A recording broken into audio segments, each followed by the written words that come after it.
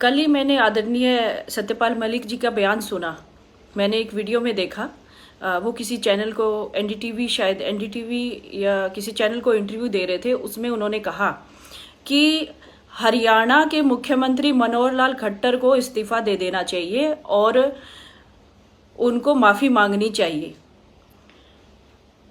उनको ये लगता है कि करनाल में जो लाठीचार्ज हुआ उसके जिम्मेदार मुख्यमंत्री हैं।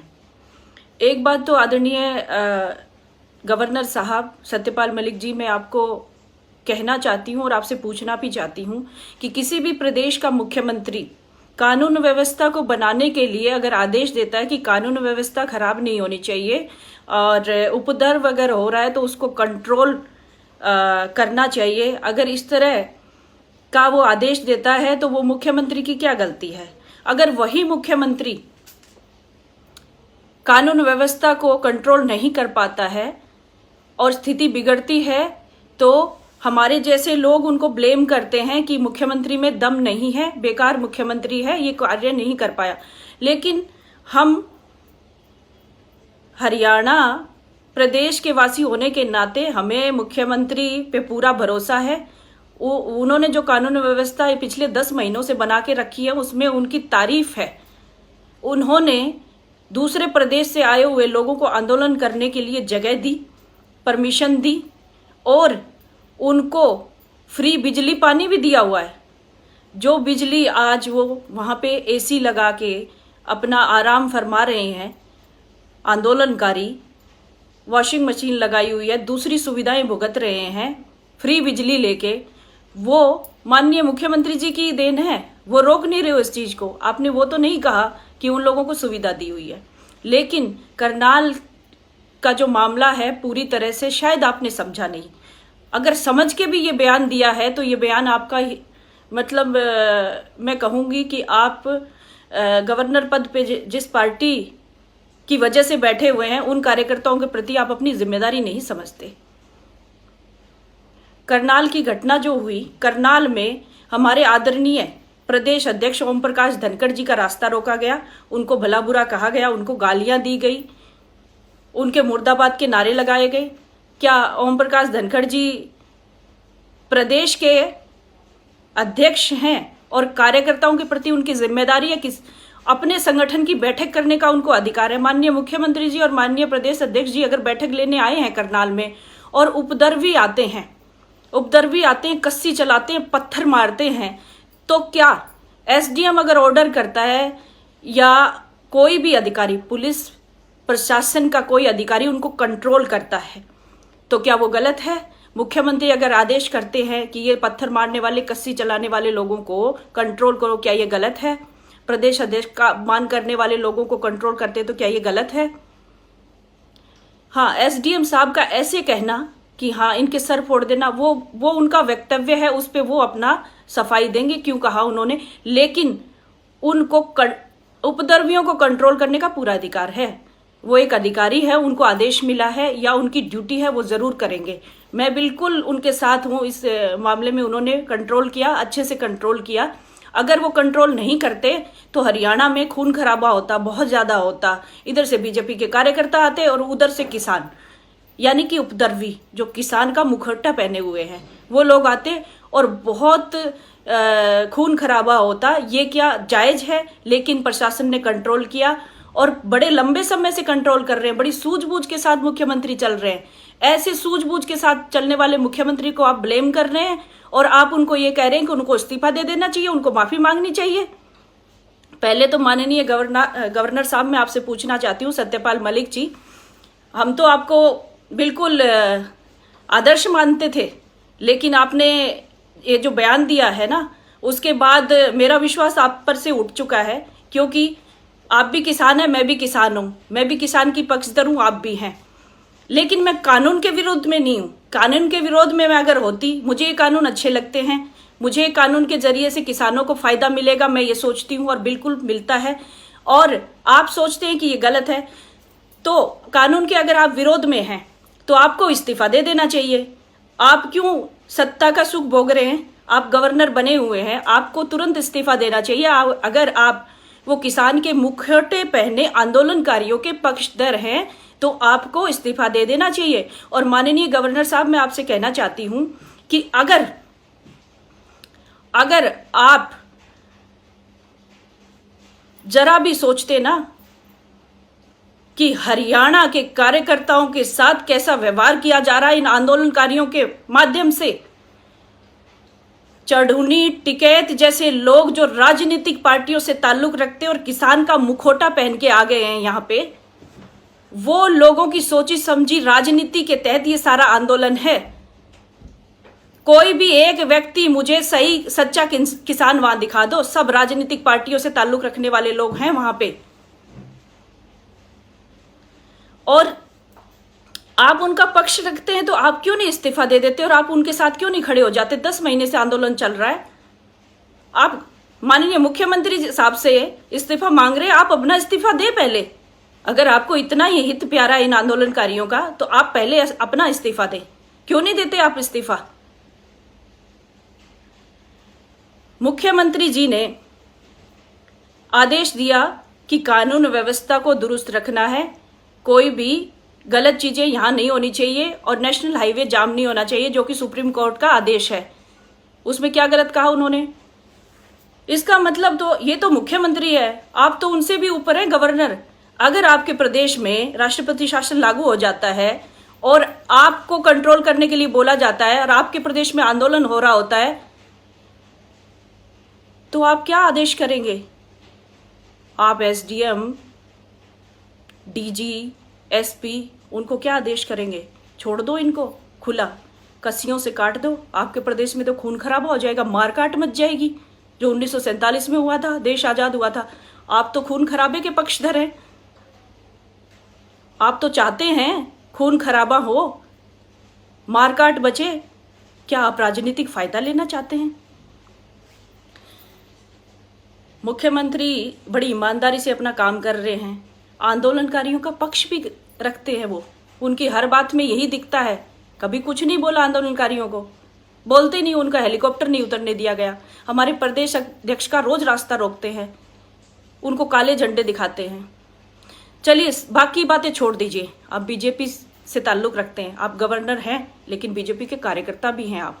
अगर आप बीजेपी के कार्यकर्ता सही मायने में हैं तो हम जैसे बीजेपी के कार्यकर्ताओं का दुख दर्द समझना चाहिए आपको। मुझे ये बताइए, बीजेपी के लाखों हरियाणा के कार्यकर्ता मानसिक प्रताड़ना झेल रहे हैं आज, उसका जिंदा उदाहरण मैं हूं। मेरे सोशल मीडिया अकाउंट को खोल के देखिए, मुझ पे कितने सारे इल्जाम और कितनी गालियां भद्दी और गंदा बोला गया है। आप उन लोगों का साथ दे रहे हैं जो उपद्रवी हैं, जो आंदोलनकारी हैं, उनका साथ दे रहे हैं आप। इसका मतलब आप चाहते हैं जिन बीजेपी कार्यकर्ताओं की वजह से आप गवर्नर हैं ना आज, उन बीजेपी के कार्यकर्ताओं को ये आंदोलनकारी प्रताड़ित करते हैं। डबवाली में पूरे कपड़े उतार के विधायक को नंगा कर दिया गया, उसके शरीर पे एक कपड़ा नहीं था।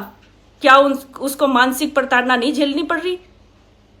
लेकिन मनोहर लाल जी ने तो नहीं कहा कि उस व्यक्ति को जिसने कपड़े उतारे उनको मार डालो।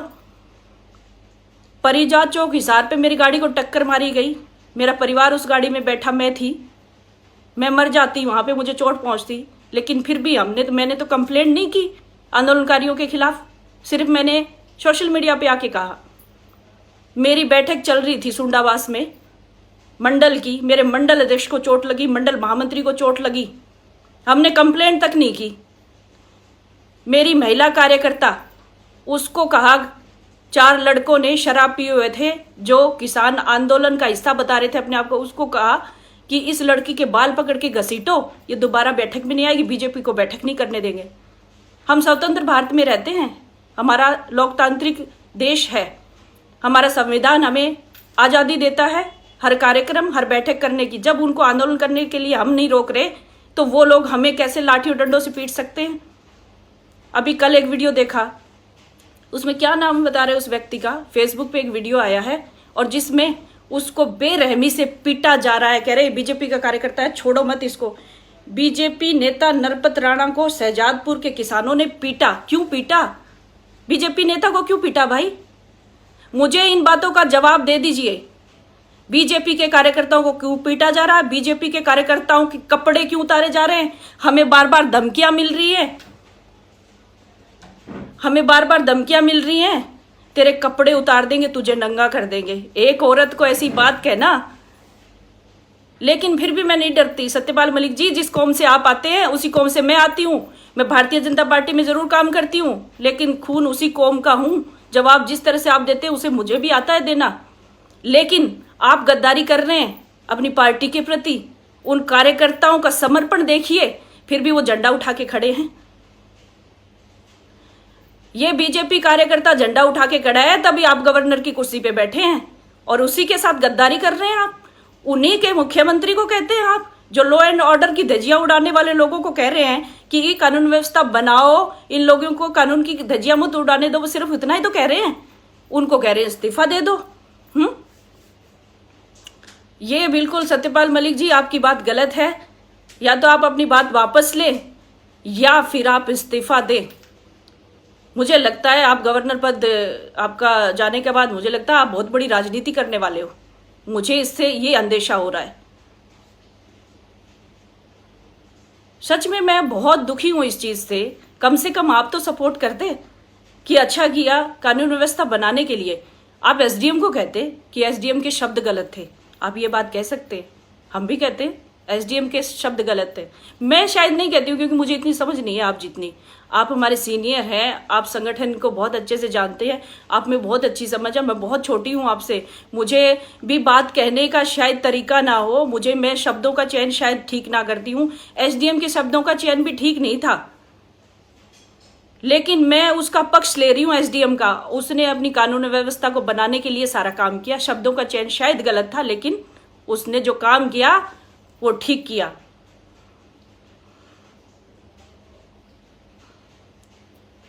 आदरणीय गवर्नर साहब, हम कार्यकर्ताओं को, बीजेपी के कार्यकर्ताओं को, आज हमारी देश और प्रदेश में सरकार है, फिर भी हम इन आंदोलनकारियों की वजह से जलील हो रहे हैं हर रोज। फिर भी बीजेपी का झंडा उठाए हुए हैं। क्यों? क्योंकि हमें हमारे प्रधानमंत्री, हमारे मुख्यमंत्री पे पूर्ण विश्वास है, वो हमें संभालते हैं।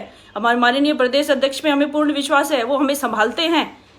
इसलिए हमने बीजेपी का झंडा उठाया हुआ है। और बीजेपी का झंडा उठाने के लिए जब संकल्प लिया था पहली बार, इसके विचारों से प्रभावित होके, इसके काम से प्रभावित होके, जो देश में राष्ट्र को समर्पित पार्टी है, इससे प्रभावित होके हमने बीजेपी में कदम रखा था। और आज भी, आज क्या मरते दम तक मैं यही करती रहूंगी, क्योंकि मेरी पार्टी ऐसी है जो पूरी तरह से राष्ट्र को समर्पित है और न्यायप्रिय पार्टी है। और मुख्यमंत्री, पूरे हिंदुस्तान में ऐसा मुख्यमंत्री नहीं है बीजेपी के कहीं भी जैसे मनोहर लाल है। मनोहर लाल जी ने कभी एग्रेशन नहीं दिखाया। 10 महीने से झेल रहे हैं हम इन चीजों को, उनका एक एक कार्यकर्ता झेल रहा है, फिर भी उन्होंने एग्रेशन नहीं दिखाया। और आप कहते हैं आप उन्हीं के पीछे पड़ गए। लेकिन हम ये नहीं सुनेंगे हमारे मुख्यमंत्री के खिलाफ, ना ही हमारे प्रदेश अध्यक्ष के खिलाफ। हमारे प्रदेश अध्यक्ष का अगर रास्ता रोका जाता है तो हम सैकड़ों लाखों कार्यकर्ता उनके सामने आके खड़े हो जाएंगे, उन आंदोलनकारियों की। चाहे फिर हमें उसके लिए गोली खानी पड़े, चाहे तलवार खानी पड़े, जो कुछ भी। और हमारे हाथ मजबूत भी है, हम उनका सामना करेंगे।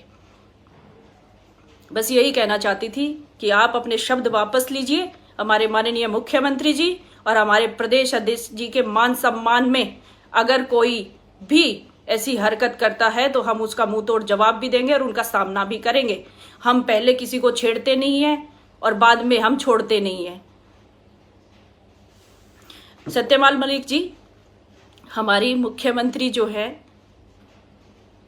मनोहर लाल खट्टर, आप बेशक उनको पसंद नहीं करते होंगे, बहुत सारे लोग नहीं करते होंगे, लेकिन उनका काम देखिए, काम तो देखिए। चाहे वो जिस भी कम्युनिटी से आते हो, जो भी उनका नाम है, लेकिन उनका काम देखिए। उन्होंने 10 महीने से फ्री इनको सारी सुविधाएं दे रखी है। बड़े मान सम्मान के साथ इनकी बात सुनते हैं। सत्यपाल मलिक जी, आप हमारे आदरणीय हैं, बड़े हैं हमसे। मैं गुस्से में बहुत सारी बातें आपको कह गई हूं, लेकिन सोचिए, ये जो किसानों के नाम पे राजनीति करने के लिए हरियाणा प्रदेश में लोग आके बैठ गए हैं ना, किसानों का मुखौटा पहन के, इनको साइड में हटाइए। 40 की संख्या है इनकी, शायद 40 की संख्या इनके नेताओं की है। सारे राजनीतिक पार्टियों से ताल्लुक रखते हैं। कोई खालिस्तान का झंडा उठाए हुए है, कोई चडूनी जैसे लोग हैं, कोई राकेश टिकैत जी जैसे लोग हैं। तो इसे लोगों को साइड में करके इनको क्यों राजनीति करने दे रहे हो? हमारे जो प्रदेश है इसका माहौल खराब हो रहा है। ऐसा करिए, आप गवर्नर पद से इस्तीफा दीजिए और इनका नेतृत्व करिए। और आपकी तो प्रधानमंत्री जी भी बात सुनते हैं, फैसला तुरंत हो जाएगा, फैसला तुरंत हो जाएगा, आपकी बात सुनी जाएगी, कानून में संशोधन होगा। मैं भी इसके पक्ष में हूं। कानून में संशोधन चाहते हैं ना किसान, उसका संशोधन हो जाएगा। बस आप एक कदम उठाओ, आप इस्तीफा दो और इनकी अगुवाई करो। आपको हम है ना चाय पानी भी पिलाएंगे, सुबह शाम खाना भी खिलाएंगे और आपका बड़ा आदर सम्मान करेंगे। मैं खुद आऊंगी किसान आंदोलन में आपकी खातिरदारी करने, क्योंकि आप एक सुलझे हुए व्यक्ति हैं। और आप अगर इनका नेतृत्व करते हैं ना किसान आंदोलन का, तो हम आपको समय भी देंगे, आपका मान सम्मान भी करेंगे और आपके साथ चलेंगे प्रधानमंत्री जी के पास बात रखवाने के लिए। और बिल्कुल साफ हो जाएगा, सारा 10 महीने से ये लोग कामकाज छोड़ के बैठे हुए हैं, जो दूसरी राजनीतिक पार्टी उस ताल्लुक रखने वाले, इनकी दुकान बंद हो जाएगी, इनकी दुकान बंद हो जाएगी और आपको किसान दुआएं देंगे। आप गवर्नर पद छोड़ के हरियाणा में कुंडली बॉर्डर पे आइए और इनका नेतृत्व करिए और इनकी बात प्रधानमंत्री के पास रखिए और मैं भी आपके साथ चलूंगी। क्यों नहीं करते आप ऐसा? आपको करना चाहिए। आदरणीय सत्यपाल मलिक जी, काफी दिन हो गए आपको गवर्नर बने हुए, मुझे लगता है आपको किसान के पक्ष में आना चाहिए। बहुत बहुत धन्यवाद साथियों मेरे साथ जुड़ने के लिए। मेरे इस वीडियो को शेयर जरूर करें ताकि आदरणीय सत्यपाल मलिक जी तक हमारी बात पहुंचे। जो मनोहर लाल खट्टर को नाकारा कह रहे हैं ना, इस्तीफा दे दे, माफी मांगे, तो मैं कहती हूं कि आदरणीय सत्यपाल जी, अगर आप इस्तीफा दे देते हैं तो करोड़ों लोगों का भला होगा, किसानों का भला होगा। आप प्रधानमंत्री के संपर्क में आप बात रख सकेंगे और आपकी बात किसान मानेंगे भी। हमारे जैसे लोग आपका साथ देंगे। आप आ जाइए, हरियाणा में आपका स्वागत करते हैं हम लोग। आपकी अच्छी खातिरदारी भी करेंगे और आपके साथ चलेंगे किसानों के साथ, ताकि सुलझेड़ा हो जाए, सुलझ जाए मामला। ये इतना खून खराबा करने की जरूरत नहीं है।